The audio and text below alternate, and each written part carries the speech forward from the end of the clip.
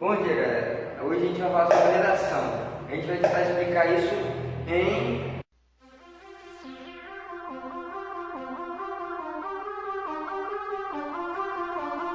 E vamos abordar o que é uma redação dissertativa, o que fazer e o que não fazer, e a divisão do texto, que é introdução, desenvolvimento e conclusão. Bora pro vídeo. Bom, primeiramente, o primeiro passo de como fazer uma redação é você entender o que é a redação dissertativa modelo Enem. Redação dissertativa modelo Enem nada mais é do que um texto em que você vai dissertar sobre algo. O que é dissertar? O verbo dissertar vem de discorrer, de comentar, argumentando sobre algum tema. Bom, dentro daquele primeiro tópico, que é a redação dissertativa, nós temos o que fazer e o que não fazer. São coisas bem básicas. Primeiramente, linguagem formal, você não deve de forma alguma utilizar nenhum tipo de gíria ou xingamento. Segunda coisa, a redação dissertativa do modelo Enem deve ter no mínimo 7 linhas e no máximo 30.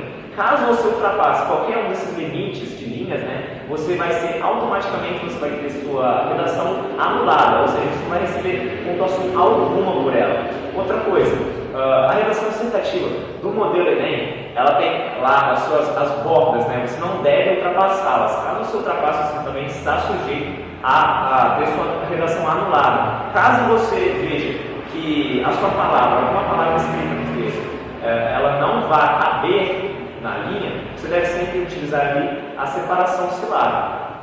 Dentro da redação temos também o rascunho, Acho que é uma parte essencial antes de você passar realmente a limpo a sua redação, você deve sempre fazer um rascunho, preferencialmente, não é obrigatório, mas lógico que vai dar uma ajuda quando você for passar a limpo, você vai ter as ideias mais claras, mais concisas. O que fazer antes de passar a limpo é a questão.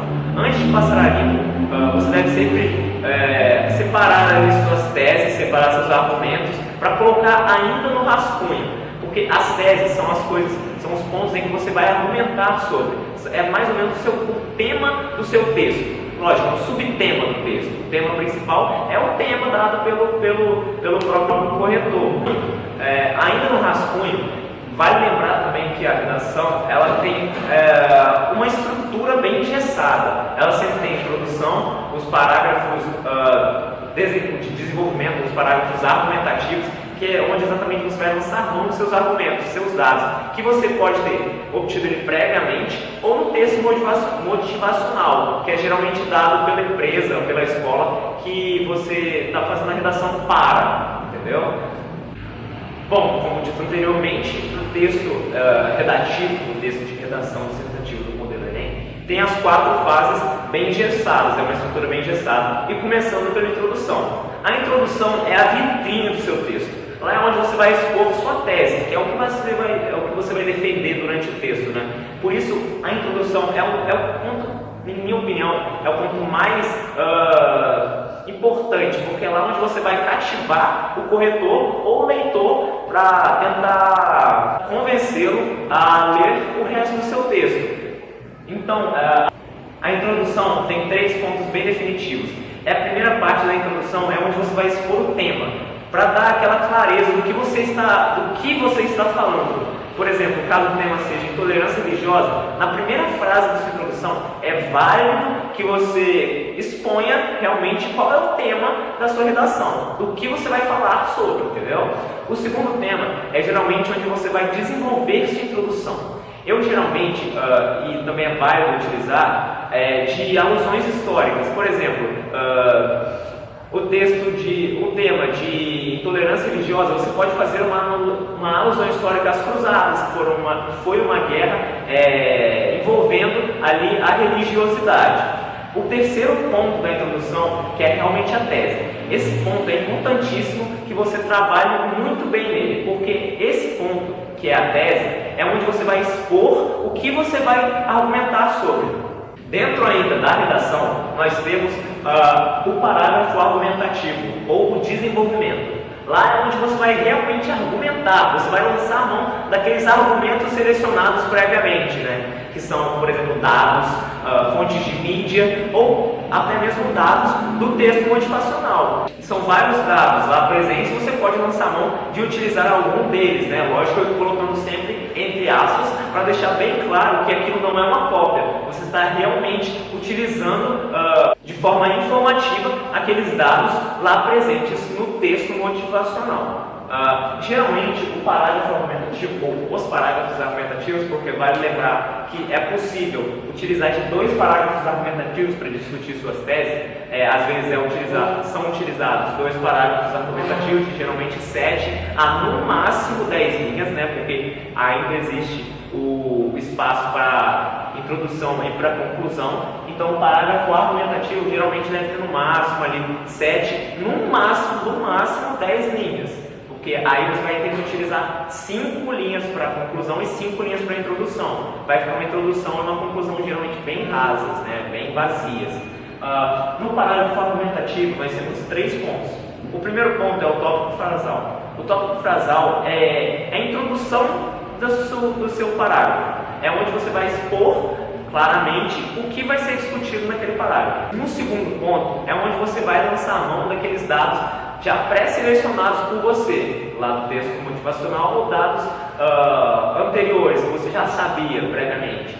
Nessa parte, onde você vai lá colocar as causas do seu problema. Por exemplo, intolerância religiosa. Você vai colocar um dado, por exemplo, vou inventar aqui, não pode inventar, na redação é só um exemplo. O crescimento da intolerância religiosa foi de 90%. Você vai utilizar nesse parágrafo, nessa parte do parágrafo, né, a segunda parte do parágrafo, esse dado, 90% da intolerância, houve crescimento de 90% da intolerância religiosa no Brasil nos últimos, 10 anos. E temos também um terceiro ponto. Esse terceiro ponto é mais consecutivo, é de consequência. Por exemplo, 90%, houve crescimento de 90% da intolerância religiosa pelos brasileiros, consequentemente, há mais mortes por intolerância religiosa. Só um exemplo, não é um fato. E o quarto ponto, e o ponto final, a quarta parte da sua redação, é a conclusão. Como o próprio nome já diz, é a conclusão, é onde você vai concluir apresentando um ponto de intervenção, algum tipo de ideia que você tenha para poder mudar aquela realidade, né? Por exemplo, a realidade é a intolerância religiosa, como estava anteriormente. Então você vai propor, na verdade, uma ideia que você tenha para poder mudar ou para alterar essa realidade que é a intolerância religiosa que é presente no nosso país atualmente.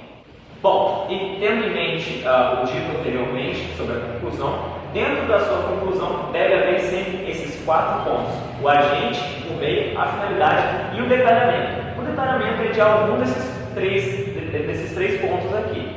Primeiramente, o agente.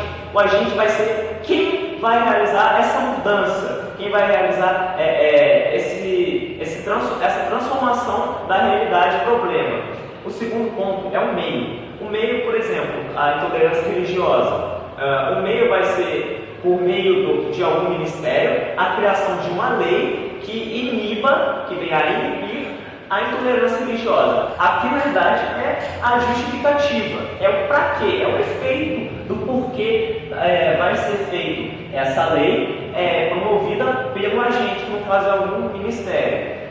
E o detalhamento. O detalhamento é um dos pontos mais importantes, porque o detalhamento é onde você vai lançar mão de frases mais detalhadas, de pontos mais explícitos do meio. Geralmente é o meio, mas você pode detalhar o agente ou a finalidade. Mas é sempre válido que você detalhe mais o meio, porque o meio, por exemplo, você dá uma opção, mas você não diz o que você vai realmente fazer, como você vai fazer aquilo. Por isso, o detalhamento é muito importante para a sua conclusão.